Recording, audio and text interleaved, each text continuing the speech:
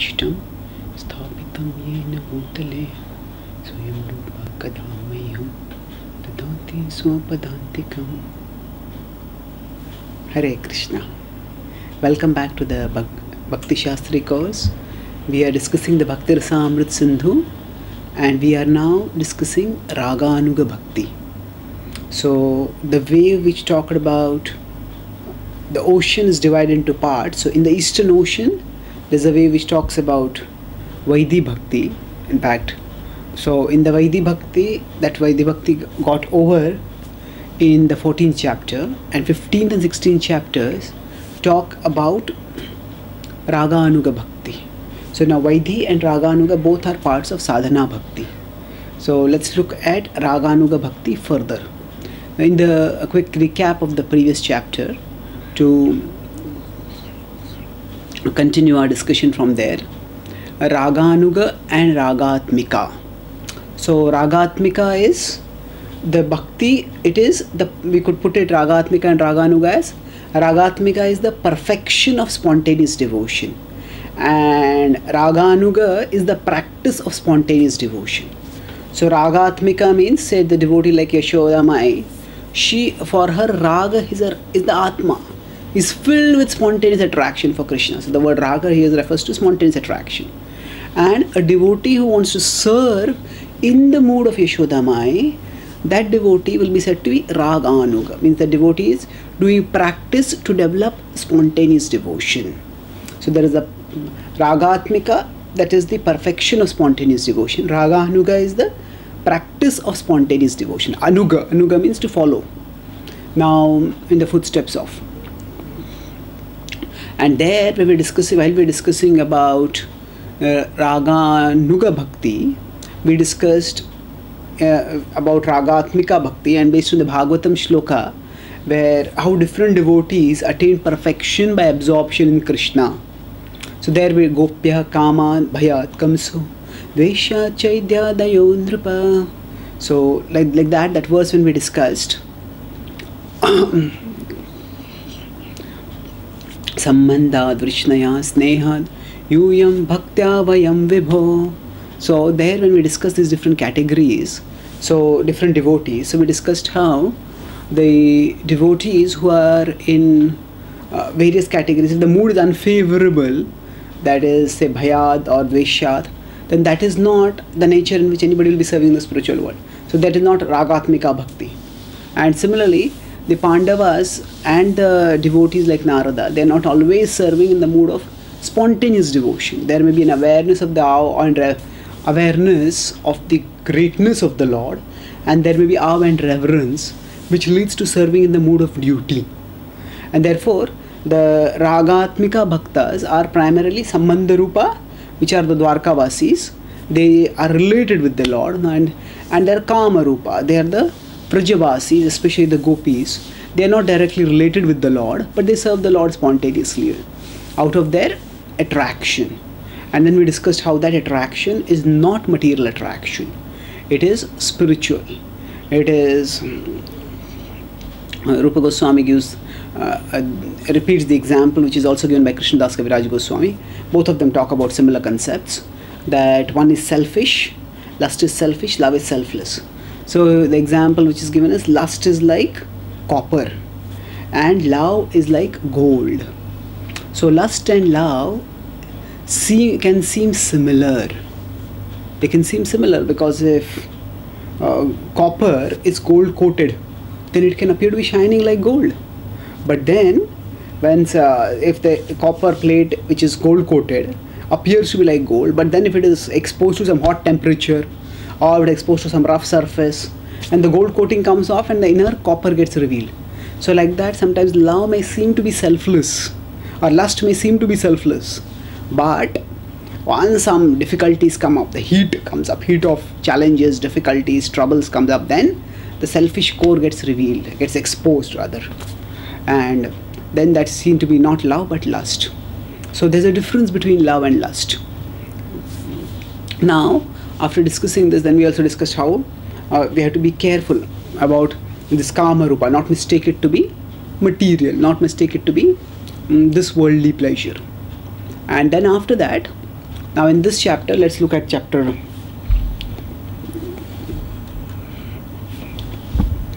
16 over here. Spontaneous devotion further explained. So what in the spontaneous devotion further explained? So Prabhupada writes, in the attitude of the denizens of Vrindavan, such as Nanda Maharaj and Mother Yashoda, is to be found the ideal transcendental concept of being the father and mother of Krishna, the original personality of Godhead. So the ideal transcendental concept of being the father and mother. So that is ideal conception, and that they have spontaneous love. Now what is the eligibility for spontaneous devotional service? So to understand this, Prabhupada writes first of all that we have to go beyond anartha nivritti, which means the disappearance of all material contamination. So let's try to understand this. Now we know the 9 stages of the progression of bhakti. So Shraddha, Sadhu Sangha, Bhajana Kriya, Anartha Nivritti, the Nishtha, and there is Ruchi, Asakti, Bhav and Prema. So what is the qualification for practicing Raganuga Bhakti? One has to go beyond Anartha Nivritti. One has to come to the level of Nishtha. So one starts with Shraddha, Sadhu Sangha, Bhajana Kriya. So this Bhajana Kriya which you talk about, and in the Sadhu Sangha that is talked about, that is Vaidhi Bhakti. So the impetus is by Vidhi, is by rules. Yes, this is what one must do, because these are the rules. One starts with Vaidhi Bhakti, and then after that one moves forward. So once one Anartha Nivritti is done, then one comes to Nishtha, and then one can start practicing Raganuga Bhakti. So Raganuga Bhakti, now it's important to understand, it is also in the jurisdiction of sadhana. Sometimes you think that Raganuga is actually, it's Bhava or Prema. No. Bhava Bhakti is the 8th stage, Prema Bhakti is the 9th stage. Whereas Raganuga is something which comes within the earlier stages only. So it's a part of Vaidhi Bhakti. And it is important to understand this point, because sometimes Raganuga itself is mistaken to be the goal, but it's not the goal. It's a part of the process. So to understand Raganuga more clearly, Srila Prabhupada describes it in his summary study. We will look at the relevant Sanskrit verses which come in the Bhakti Rasamrita Sindhu, and then we will look at the concept of Raganuga Bhakti better. So Prabhupada mentions over here that before we go to that, there is a stage called Anartha Nivritti, which means the disappearance of material contamination. So without giving this Anartha Nivritti, so Prabhupada says when one is actually spontaneously attracted to the loving principles of the gopis, then there will be found no trace of any mundane contamination in his character. So if somebody is having mundane attraction, then that person is not qualified for Raganuga Bhakti. We discussed earlier how the male-female attraction in this world is like the reflection of the mango in a river, and the transcendental attraction between Krishna and the gopis, that is like the mango in the real mango above the river on the tree. So by jumping into the river towards the reflection, one will only break one's head if one hits a rock underwater. One will not get the mango. One has to come out of the river and climb up the tree and then reach the mango. So as long as one is in material illusion, one has a tendency for material sexual attraction. That means that one is jumping into the river, and one is going into the river, then one cannot climb up the tree and get the mango. So Anartha Nivritti means one understands that, okay, there is nothing in this reflection. That the Anartha is what? What does the word Anartha mean? Artha means meaning. Anartha means that which has no meaning. So Anarthas cause us to see meaning where there is no meaning. What does Anartha do? Anartha makes us see Artha where there is no Artha. That is Anartha. So where there is no mango, the Anartha makes us see, oh, there is a mango over here, there is pleasure over here. And that's how we get infatuated. So Anartha Nivritti, retirement of Anarthas. Nivritti, the word is used for retirement. So retirement of Anarthas means what? There are two aspects to it. that the anarthas get retired and we retire from the service of the anarthas. So first we have to retire from the service of the anarthas, then the anarthas will get retired. That means we have to start saying no to the anarthas. The lust comes and proposes, why don't you do this? Why don't you do it? Come on, enjoy. Says no, no. Actually, of course, we don't stay busy saying no, no, no. We focus on saying yes to Krishna. And that yes to Krishna fills our mind so much that automatically a no to the anarthas comes up. And eventually when we keep saying no, no, no, no again and again, and what happens? And anarthas see that, okay, here there is no scope, this person is not going to fall to my temptation. Then anarthas go away. Just like sometimes some salesperson comes along and knocks on the door. Would you like to have this? He says no. Maybe after some time again, would you like to have this? No.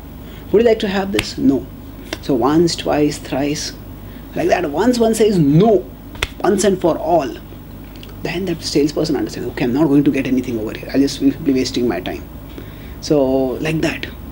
Or some another example could be that, suppose we had a pet dog and we loved the pet dog, and now we understood that this dog has got rabies. Very dangerous. Just by touching it, it may bite us and we may get the terrible disease. So we now understand, I have to give away this dog. I have to push away this dog.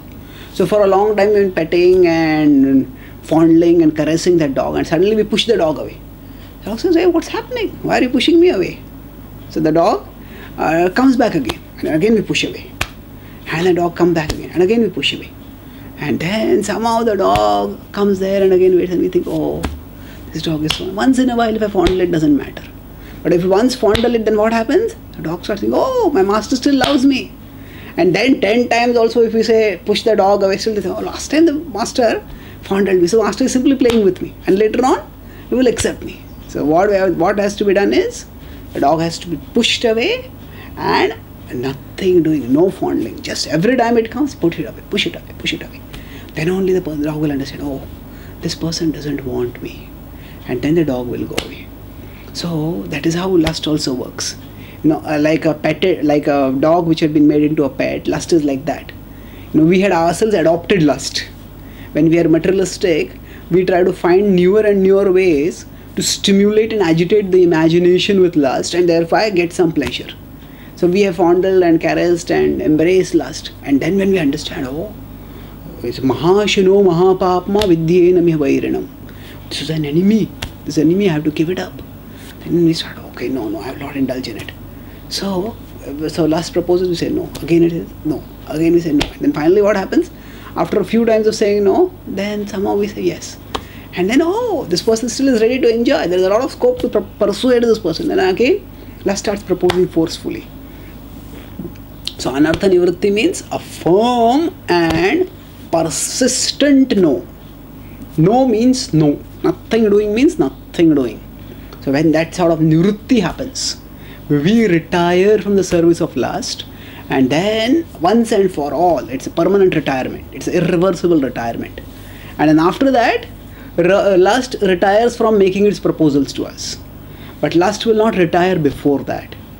In fact, lust will only do that afterwards. First we have to retire from its service, then lust will become tired of its proposals. And then after it becomes tired, then it will retire. So that's how it is to move forward. So anartha nivritti. Without anartha nivritti, to imagine oneself to be at the level of spontaneous devotion is sahajiyaik. So there are people who are, as Prabhupada writes, they talk and act as if they are in gopi bhav, but then there is so much male-female attraction over there. That is a travesty. It's actually a great atrocity against the exalted principles of devotion which Rupa Goswami is talking about over here. So Prabhupada was very cautious, and he put, even Bhaktivedanta Thakur put Raga Marga. He says this is worth puja for others, to be worshipped by us. It's a very exalted position. Although it's not the position of prema, still it's an exalted position, and we should respect it and put it in a position of reverence. And by that we can gradually take it up. Gradually, as we become spiritually advanced, we will develop that Raga Bhakti. So now, coming to the point that Raganuga is also a part of sadhana bhakti. So just as in Ragatmika, there was Sambandha Rupa and there was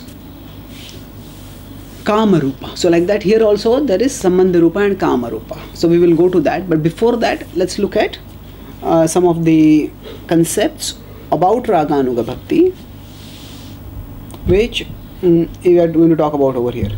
So here Prabhupada talks about Siddha Pranali. So Siddha Pranali, what it is and how it is mistaken.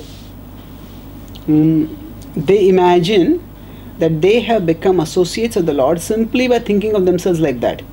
This external behavior is not at all according to the regulatory principles. So now Srila Prabhupada in these sentences has concentrated a depth of meaning. And to unpack this, let's look at the Sanskrit verses of the Bhakti Rasamrita Sindhu. So before that, Srila Prabhupada mentioned no necessity of discussing further. He says that in the stage of devotional service where regulatory principles are followed, there is no necessity of discussing this law, for it must develop itself at a more advanced stage. What does it mean?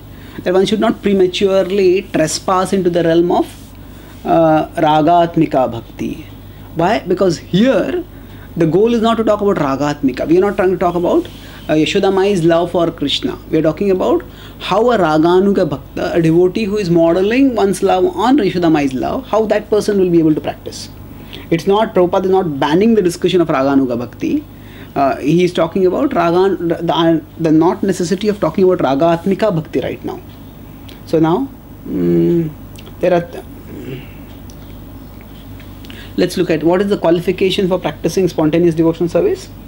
So here, actually, now what has been talked about here in the Bhakti Rasamrita Sindhu is also derived from Chaitanya Charitamrita, because there is a conversation of Rupa Goswami with Chaitanya Mahaprabhu over there. So let's look at this verse. Tattad bhavadi madhurye shrute dhiryadapekshate natra shastram na yuktim cha tal labho patti lakshanam. So tattad bhavadi madhurye. So tattad bhavadi means according to one's bhava, that is, the 5 rasas are there.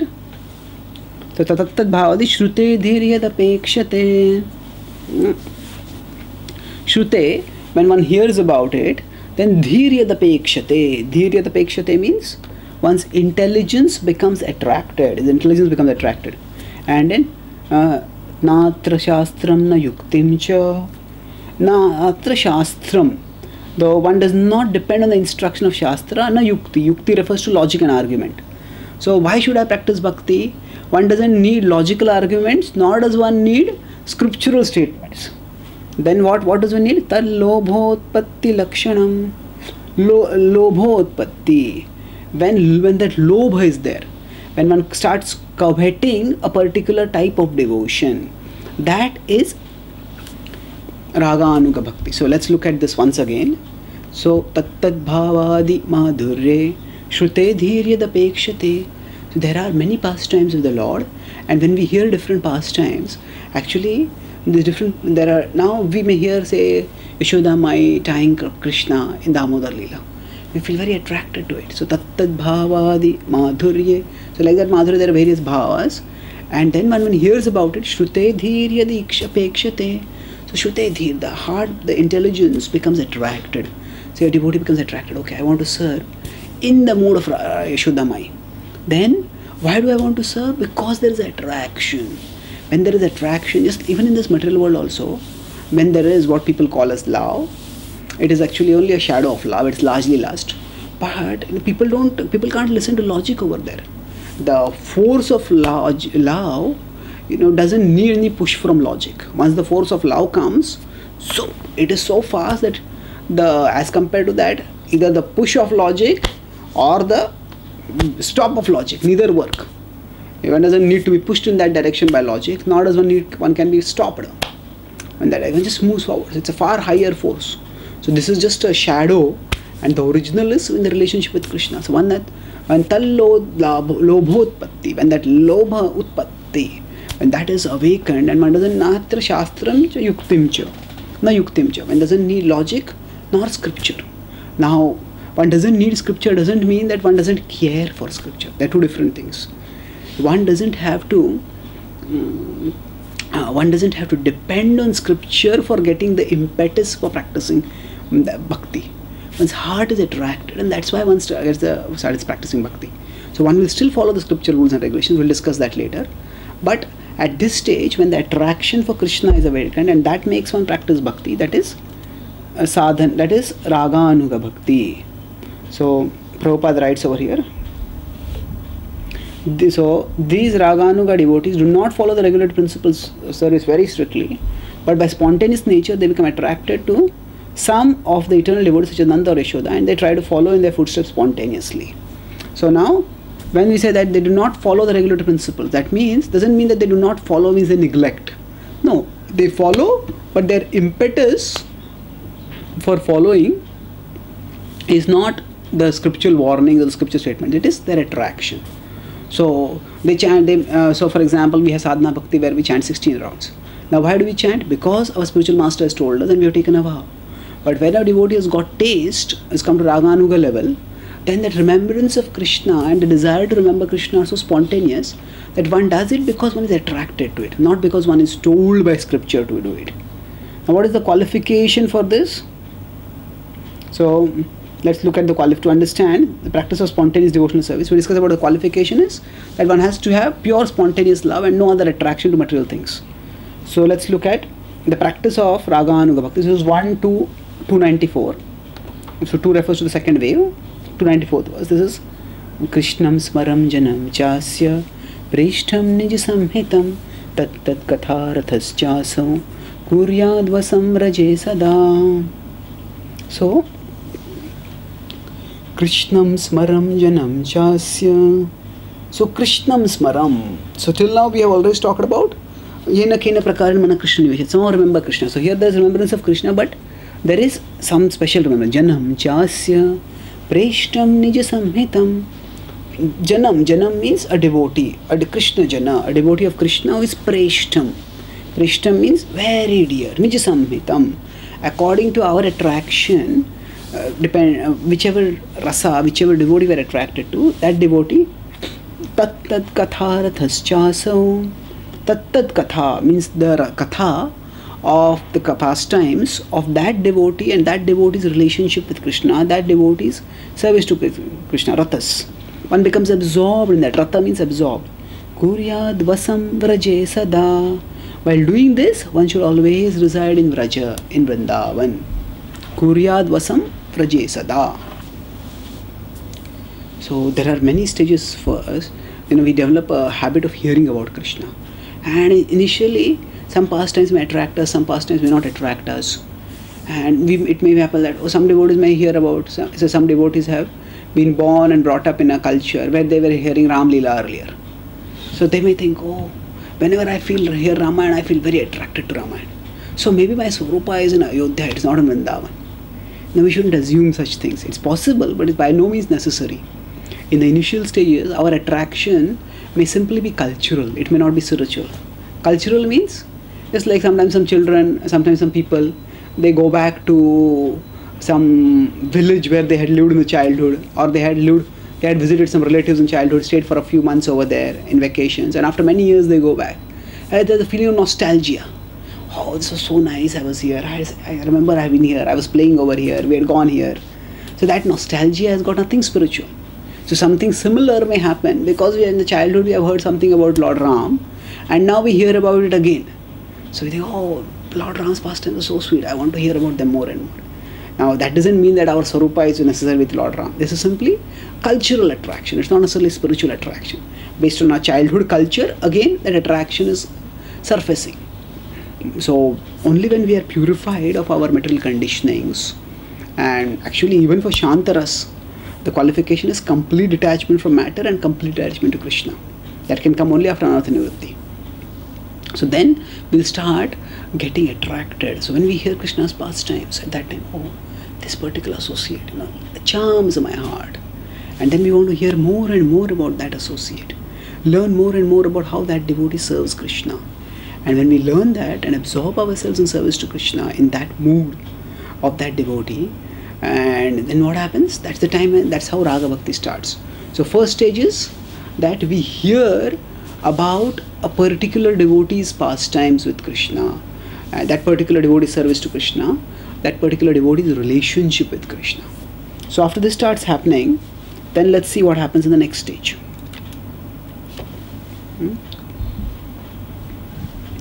So Prabhupada translated this Chaitanya Charitamrita, that he explains this. Now kuryadvasam raje sada. So we discussed how Srila Prabhupada often integrates the purport in the translation. So one should live in Vrindavan, and then he says, however, if one is physically unable to go to Vrindavan, he should mentally live there. Mentally live there. So actually, mental presence in Vrindavan is far more important than physical presence. Physical presence is also wonderful, but even more essential is mental presence. Our heart should be attracted to Krishna, our thoughts should be focused on Krishna in the mood of Vrindavan. And that is possible everywhere. It is possible outside Vrindavan also. If we have developed a small bond of attraction, a strong bond of attraction towards Krishna and towards Krishna in Vrindavan. So Srila Prabhupada established branches of Krishna conscious movement all over the world, and sometimes some devotees wanted to say that, we just want to go and live in Vrindavan. So when devotees were living in Vrindavan, they thought, okay, we can just chant Radhe Radhe, Sham Sham, and we can wander around in Vrindavan dancing in ecstasy. But Prabhupada told them, construct temples. And so purchase cement and make plans for architecture. They thought, what is this? We came here to practice bhakti. What are we doing? Prabhupada said, this is how you will make spiritual advancement. The essence of bhakti is not doing what we get enjoyment in doing. The essence of bhakti is giving enjoyment to Krishna. And to have a beautiful temple of Krishna in Vrindavan will give a lot of enjoyment to Krishna. And that's how we will get real spiritual enjoyment. So the point is, we cannot prematurely jump to advanced stages. Certainly, we would like to be absorbed, even maddened in the remembrance of Krishna, but that is not artificial. That comes once we have come to advanced stage. So wherever we are, we render service to Krishna with the internal remembrance of Krishna and Vrindavan. Gradually, this absorption will come, and then attraction to a particular associate will come. And then we will start hearing more and more about that associate. And then after that, what happens? The next verse. So this is BRS 1 to 295. Seva sadhak rupena siddha rupena chatrahi tadbhava lipsuna karya prajalokanu tadbhava. So seva sadhak rupena. So there is sadhak rupa and siddha rupa. Let us see what refers to. Tadbhava lipsuna karya prajalokanu. So sadhak rupa and siddha rupa. What does this refer to? This is something which is often misunderstood, and you have to understand it very carefully. See, now if we consider, there is Gaur Lila and there is Krishna Lila, and many of the associates of Sri Chaitanya Mahaprabhu, almost all the important associates of Chaitanya Mahaprabhu, they are already present in Krishna Lila, and they are generally in Krishna Lila. For example, we have, say, Rupa Manjari. So she is an associate of Srimati Radharani, and she is present in Gaur Lila as Rupa Goswami. So in this particular verse, the meaning that Rupa Goswami is giving is that Siddha Rupena Sadhak Rupena. So Siddha Rupa of that devotee is Radharani, is Rupa Manjari, and the Sadhak Rupa is Rupa Goswami. So when we are meditating on that particular exalted associate of the Lord, so the idea is, Rupa Goswami is telling that we meditate on both the Sadhak Rupa and Siddha Rupa. So when we are actually acting over here, then so just as those associates exist in both realms, Rupa Manjari is there in Golok Vrindavan, and Rupa Goswami is there in Lord Chaitanya's pastimes, and both of them are there. So we meditate. Internally, we can try to cultivate the mood of Srimati, of say Rupa Manjari. And while cultivating the mood of Rupa Manjari, we can meditate on how Rupa Manjaris are the special they have special associates in Krishna's pastimes. There are gopis and there are manjaris. So gopis, actually, they are of the conjugal age. They are at the age of puberty, and they unite with Krishna. and in that union there is the greatest ecstasy. The Manjuris are slightly younger, and the Manjuris actually, they don't directly unite with Krishna. They assist the gopis, and when they assist the gopis, and when the gopis and Krishna are performing pastime and they are uniting, at that time the Manjuris observe.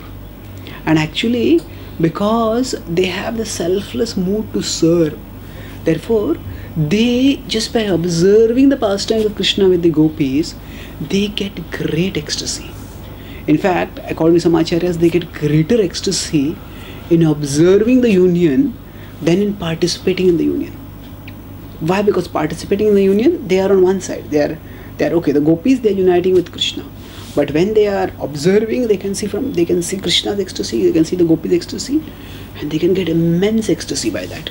Of course, these are very exalted subjects, and we cannot prematurely rush into it. But the point is, the Manjuris, they are younger, and they have this special role in Krishna's pastimes.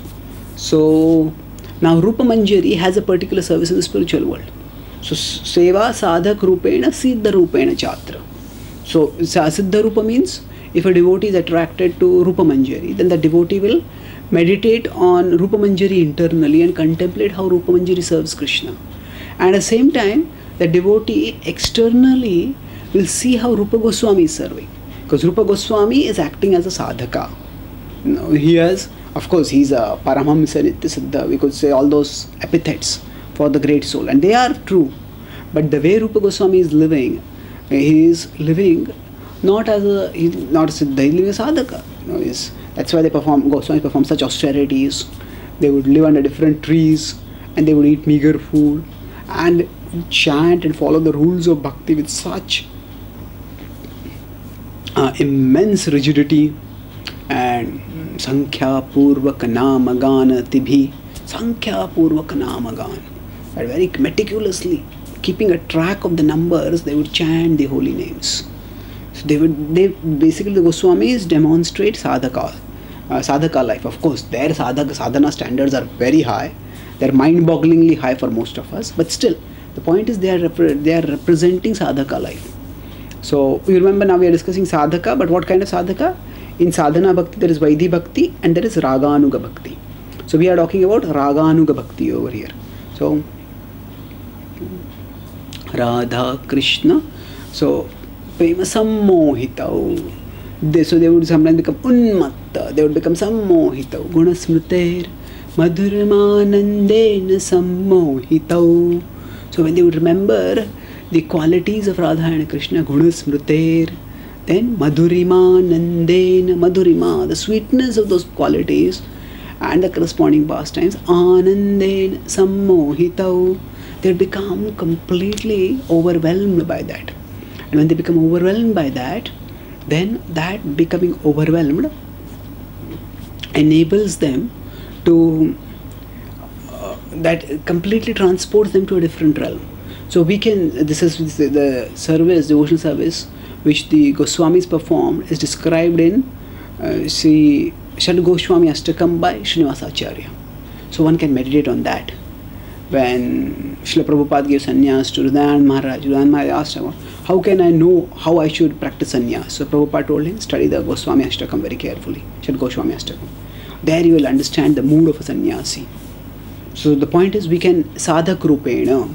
So the devotee should internally contemplate the service of the gopis of say Rupa Manjari, and externally contemplate the service of Rupa Goswami, and externally act accordingly. Very strictly, determinedly practicing devotional service in the mood of a sadhaka. And in this way, one should render service. Now, in Siddha Pranali, there is a confusion that happens. So, Vraja Lok Anusarataha, Vraja Lok Anusarataha. So in this way, one should follow in the footsteps of the Vraja Lok. Vraja Lok means those who are in Vrindavan, we should follow in their footsteps. So now there is Siddha Pranali. What is the Siddha Pranali? Actually, the word Siddha Pranali has a very simple meaning. Siddha is liberated souls. Pranali is the sequence or the list. Siddha Pranali means that the list of the liberated souls. Of course, the word can have many meanings. So there have been many liberated souls, and our parampara itself is a sequence of liberated souls. But in the Siddha Pranali mantra, what they do is those who misinterpret this, they assume they have two misconceptions. First is Vrajlok Anusarataha means, okay, we have to follow in the footsteps of the Vrajlok. But they assume that the Vrajlok refers only to the Vrajavasis. And they do not accept the fact that the Vrajavasis also, that the Siddhas who are there in Vrindavan Leela, they also have a Sadhaka Roop in Gaur Leela. They don't accept that point, or they don't consider that point relevant to the understanding of this verse. And they say that actually when we have to do Vrajalok Anusarataha, that means in Siddha Rupa and in Sadhak Rupa, both we have to do Vrajalok Anusarataha. That means we have to sort of act according to or imitate the actions of the Vrajavasis in both internal as well as external moods and actions. So because of this, what happens is there may be men, and those men think that, okay, I am a gopi in the spiritual world. So internally they try to cultivate the mood of a gopi, and externally they will wear a dress like a gopi. They will dress like a female with sari and bangles and nose rings, and they're males. This is very artificial. This is not at all what Rupa Goswami is telling over here. So one is not meant to imitate externally. Why there's no need to imitate externally? Because actually the body has got nothing to do with the soul. The body is just something which we have got by our past karma, and so the soul is different. What has to be done is the soul's original nature has to be brought out. So by changing what is around the soul, there is a body. Around putting some further covering on the body is not going to revive the nature of the soul. It's artificial. This is not what is recommended. So there is Gopi Bhav and there is Gopi Rupa. So what is important is that we cultivate the Gopi Bhav. And the Gopi Bhav cultivation is also what? Actually the mood of service. Service, selfless service to Krishna and to Krishna's devotees. And when we cultivate that, then as we become purified and become liberated, then the Gopi Rupa will manifest. So the Siddha Pranali, those who misinterpret it, they say that as you take on the Gopi Rupa by wearing those dress and ornaments and cosmetics and things like that. And it is complete misunderstanding. Our acharyas have never supported this idea of imitating physically the dress and the garments, ornaments and the behavior of the gopis externally. No, internally it is to be done. And externally we continue participating in Vrindavan Leela as we continue participating in our service to our spiritual master according to the way the great Siddhas are doing in the Sadhak Rupa. Siddhas are doing in the Sadhak Rupa means the way Rupa Goswami is doing in his service to Lord Chaitanya Mahaprabhu. So this is the misinterpretation which has to be corrected. So the Pranali, the way it is commonly misinterpreted, is not supported by Shastra. It is based on a wrong understanding of Shastra. Now let's look at the progression. First verse is talking about, okay, hear about a particular associate. Second is, okay, start serving in the mood of that associate. Internally, in the way that associate is a Siddha, and externally, the way that associate as a Sadhaka. Serve in this way. And then what will happen? That's described in the next verse. So Prabhupada writes that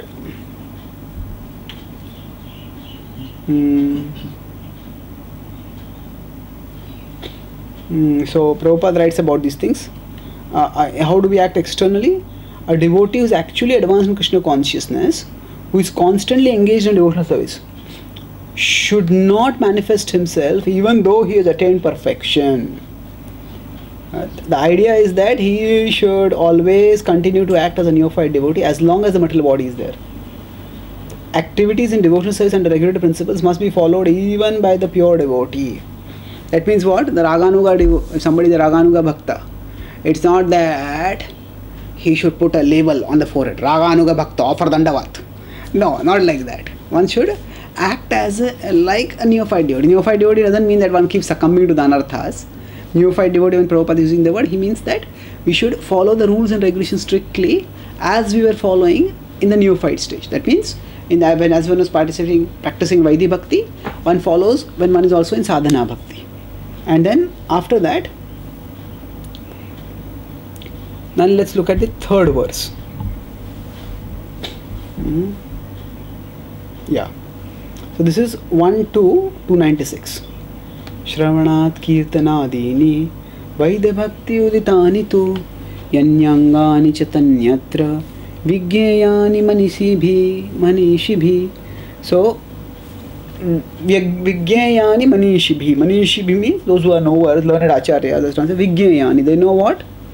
That the 60 Vaidhi Bhakti Uditani tu, whatever are the limbs of Vaidhi Bhakti, like what are the limbs? Like Shravanat Kirtanadini. So like Shravan and Kirtan, these limbs of Bhakti, Yanya Angani Tanyatra. So these Angas are also useful in Raganuga Bhakti. What does it mean? When one starts coming to the Raganuga level, it's not that suddenly the devotee starts doing something new. No, the devotee will continue hearing and chanting the way Vaidhi Bhakta is hearing and chanting. But while doing this, the devotee will do something special also. What is that? The devotee's hearing and chanting will be focused on something specific. What is that? That specific focus will be the particular devotee who is the Ragatmika devotee, on whose model the devotee is trying to practice Raganuga Bhakti. So if somebody is attracted to Yashoda Mai, then one will want to hear more and more about the pastimes of Yashoda Mai. And in this way, one doesn't give up the Sadhana Bhakti, Vaidhi Bhakti limbs, but those Vaidhi Bhakti limbs become focused, concentrated on particular actions, on particular associates and their particular actions. And in this way, the Raganuga Bhakti is not necessarily a different in form from Vaidhi Bhakti, it is different in focus. In Vaidhi Bhakti we do general hearing, in Raganuga Bhakti we do focused hearing. And in this way, Raganuga Bhakti is to practice. So the first verse talks about, hear about that associate. Second is that, okay, serve externally and internally in the mood of that associate. And third verse talks about, continue the activities of Vaidhi Bhakti also, but do them with a focus on that particular associate. In this way, Raganuga Bhakti is to be practiced. And once one practices Raganuga Bhakti in this way, then one starts, this is also sadhana. And by the sadhana Bhakti, gradually one will come to Bhava. So Prabhupada writes that, how Prabhupada praises this is, learned acharyas recommend that we follow the regular principles even after development of spontaneous love for Krishna. This is regular principles means hearing and chanting. But what is the speciality then? One should specifically engage himself in the type of devotional service for which he has a natural aptitude. So the difference is not in form, the difference is in focus. In this way, everyone should act according to his individual taste. So now we come to Kamanuga and Sambandhanuga.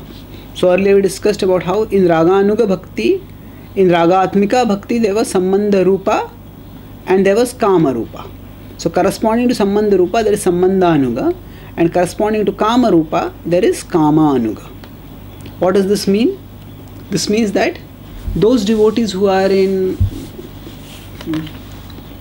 those eternal associates who are Kama Rupa, those who are attracted to Krishna in the Madhurya Rasa, in the conjugal Rasa, then for them, if they are a Ragatmika Bhakti model, then our Bhakti will be Kamanuga. In Raganuga it will be Kamanuga. So now further it is explained that in this Kamanuga, there are two ways. Because the devotion of the pure devotees in the Madhurya Rasa is itself in two forms. There is Swakiya and there is Parakiya. Swakiya means one's own. Parakiya means someone else's. Para itself means someone else's. So Swakiya is the queens in Vrindavan, the queens in Dwarka, they are Krishna's wedded queens. They are Krishna's own.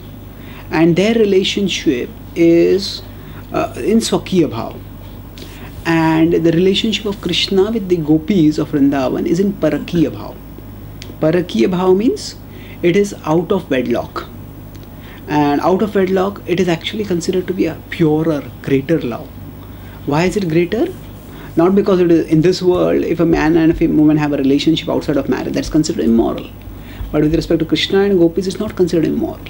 Actually, it's transmoral. So there are three levels. Immoral means below morality. Then there is morality. But that which is far above morality. That is transmoral. The gopis' relationship with Krishna are transmoral. They are transcendental, and there is a transcendental morality involved in that. So what is the speciality? Actually, when we talk about devotion, purity of devotion is that not only is one ready to give up the bad for Krishna's sake, but one is also ready to give up the good for Krishna's sake.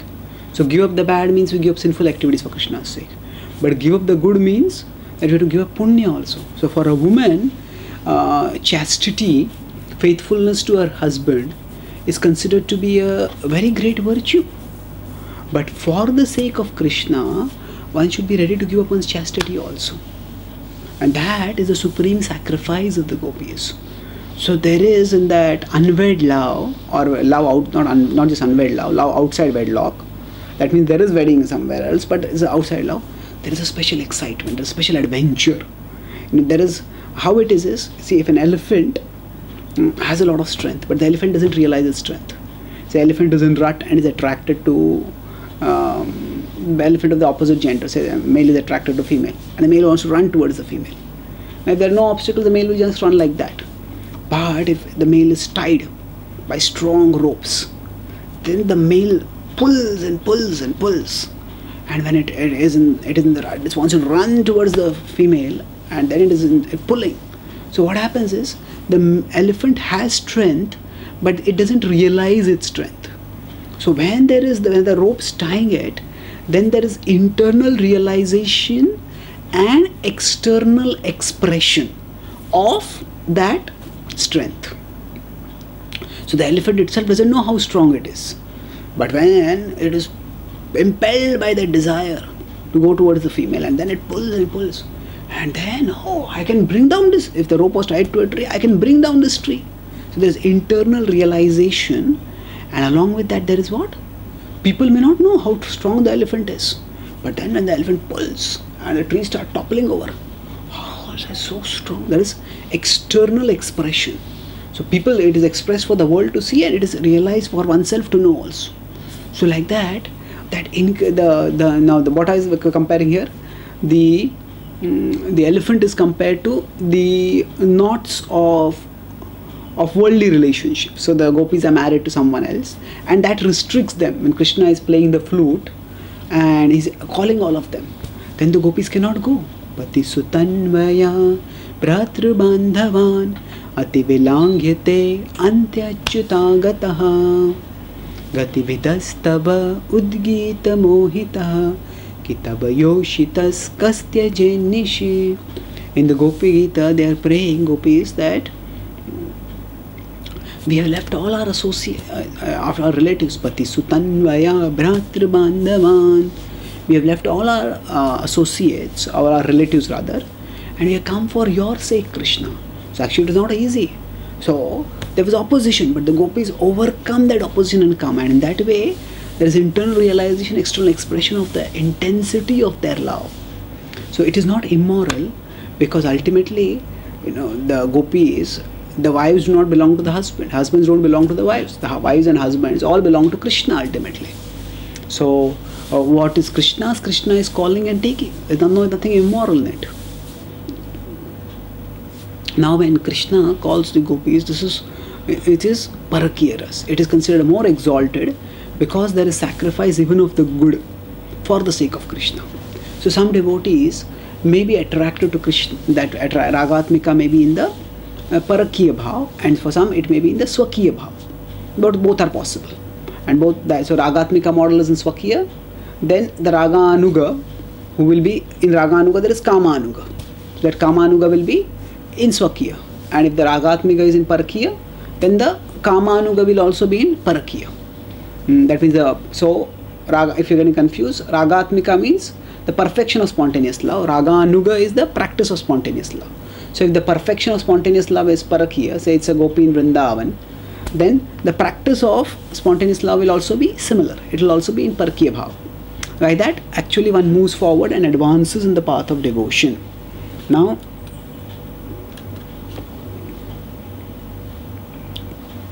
let's look at this further.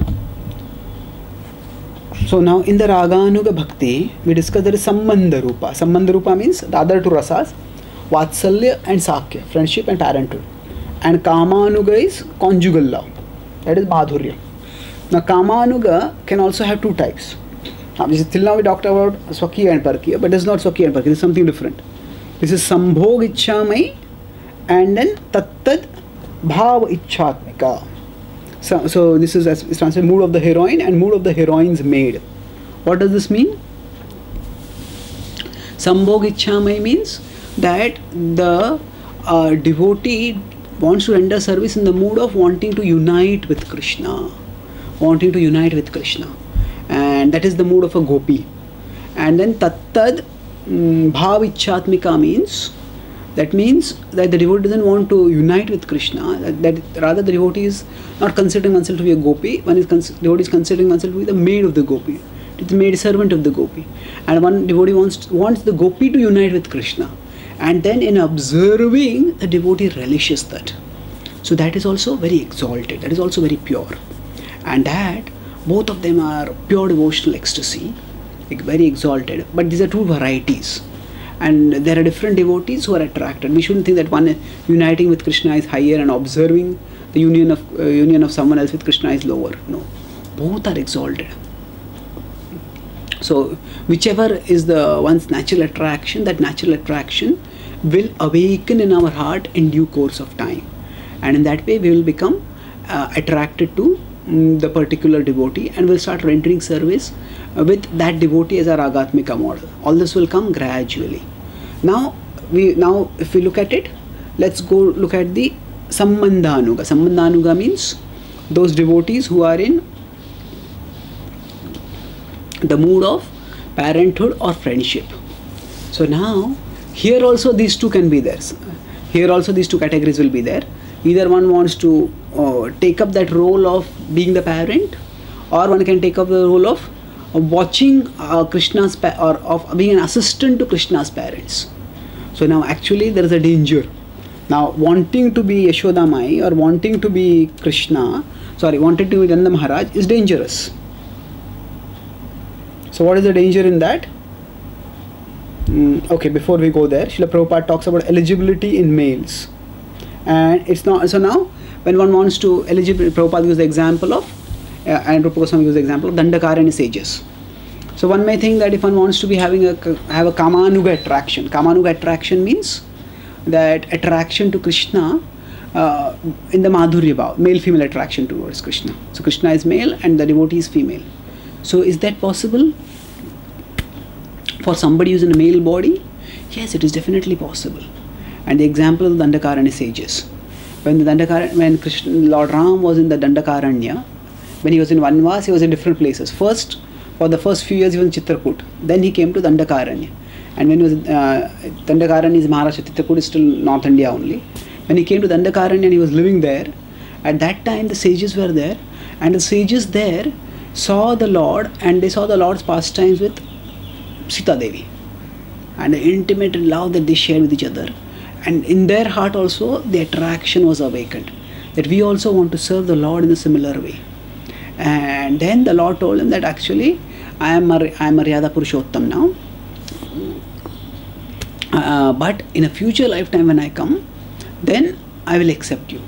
So it is described that the gopis who were present in Krishna's pastimes, they were different kinds of gopis. So there Rushicharya gopis. Rushicharya gopis means these were rishis in previous lives. Those who were rishis in previous lives, they come in this life and they become the gopis of Krishna. Some of the gopis of Krishna, not all gopis. Some of the gopis of Krishna are eternal associates who are descended with Krishna, him from the spiritual world. So the point of this example is that our physical gender has got nothing to do with our eternal Swarupa. Somebody may be in a male form right now, but still they can have that Kamanuga aspiration as these sages of Dandakaranya had, and at appropriate time the Lord will make the arrangements to fulfill that aspiration.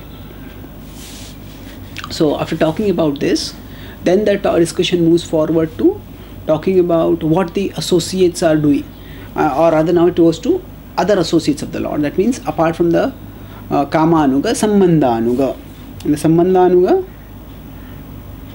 So he talks about Sambandhanuga also of two categories, being the parent or being the assistant of the parent. Now being the parent is dangerous because one wants to, in one sense, displace or replace Nanda Maharaj or Yashodamai. One thinks, I'll be Nanda Maharaj, I'll be Yashodamai. That is actually almost like Mayavad. No, because we want to take up a position of Krishna or take up a position, replace an eternal associate of Krishna. That is not an aspiration that is considered proper. It is not considered devotional. So it's not a very good aspiration. So what devotees aspire in this mood primarily to become associates or become assistants of Krishna's parents, and in that way they can also attain perfection. So if somebody has this Raganuga mood, then that will also be used. And then Prabhupada, for this Sambandhanuga Sadhana Bhakti, Srila Prabhupada is telling over here in Anodi, he's quoting from Rupa Goswami's BRS. In Skanda Puran, there is the story of an old man residing in Hastinapur, capital of the kingdom of the Pandus, who desired Krishna as his beloved son. This old man was instructed by Narada to follow in the footsteps of Nanda Maharaj, and thus he achieved success. So he was told what? To follow in the footsteps of Nanda Maharaj. So this, what is this referring to? This is referring to Raganuga Bhakti, but Raganuga not in the Kamanuga mood, it is in the Sambandhanuga mood. And in that way, one can move forward and attain perfection. Now, if we look at the time when Sri Chaitanya Mahaprabhu appeared and then he gave the instructions to Rupa Goswami, so at that time, there was also the Pushti Marga that developed. And in the Pushti Marga, they also have very similar concepts. So this Raga Marga, that is the Marga, path of spontaneous devotion, that is also called as Pushti Marga by some people. So Prabhupada refers to that. And earlier, Vaidhi Bhakti is called as the Maryada Marga.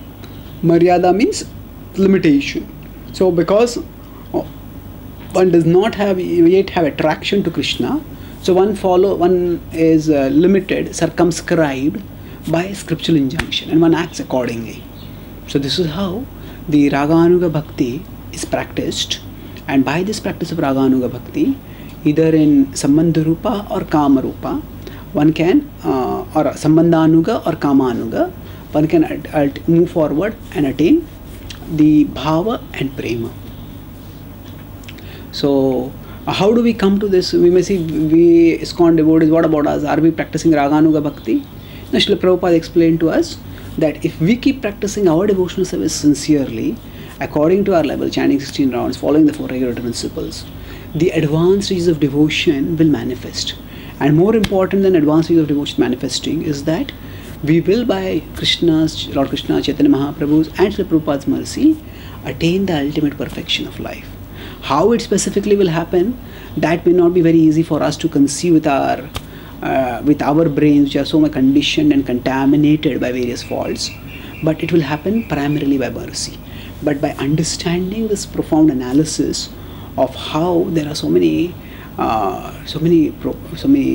deep levels of bhakti and relishable technicalities in bhakti, we can appreciate the glory of the treasure that we have been given entry into. And we cherish that treasure at the level that we are at, and gradually will be promoted by Krishna's mercy to higher and higher levels till we attain the supreme perfection. Thank you very much. Hare Krishna.